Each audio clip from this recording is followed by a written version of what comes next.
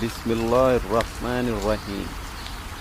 شروع اللہ کے پاک نام سے جو بڑا مہربان نہایت رحم والا ہے۔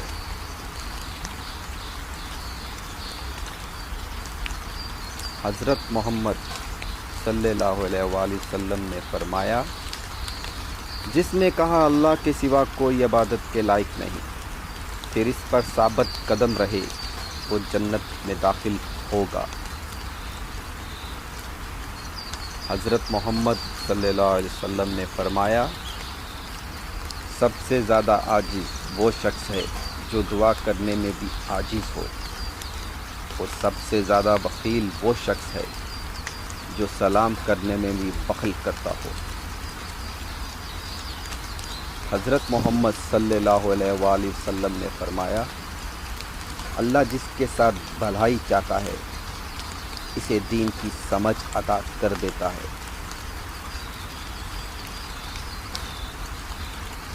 کچھ دولت پہ ناز کرتے ہیں، کچھ صورت پہ ناز کرتے ہیں، جن کے ہاتھوں میں دامن محمد ہو وہ امتی ہونے پہ ناز کرتے ہیں۔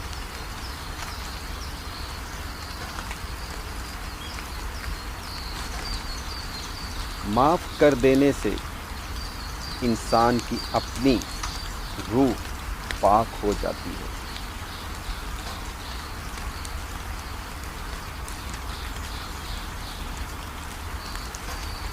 جو اللہ کے دیے ہوئے رزق کو کافی سمجھے، وہ زندگی میں کبھی کسی کا محتاج نہیں ہوتا۔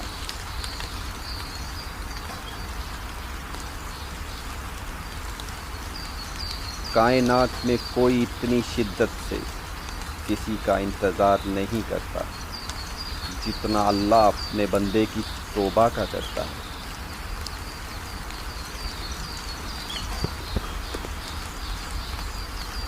آپ کا بڑا سرمایہ وہ لوگ ہیں جو آپ کی غیر موجودگی میں اپنے رب سے دعاؤں میں آپ کے لیے خیر مانگتے ہیں۔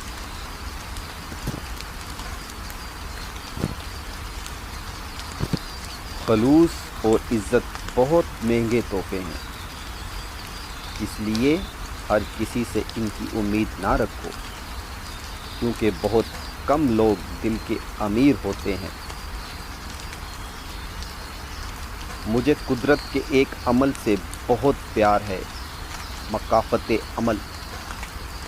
سکون سا آ جاتا ہے یہ لفظ سن کر کہ جیسا کرے گا ویسا بھرے گا۔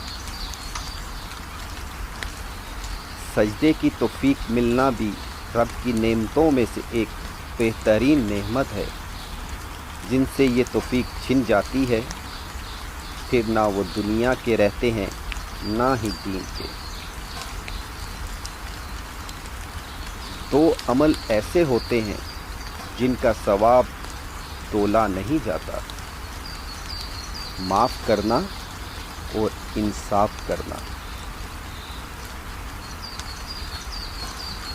وہ عطا کرے تو شکر اس کا، وہ نہ دے تو ملال نہیں۔ میرے رب کے فیصلے کمال ہیں، اس کے فیصلوں کو زوال نہیں۔ پلیز سبسکرائب سنہری باتیں بائی شامیر۔ جزاک اللہ۔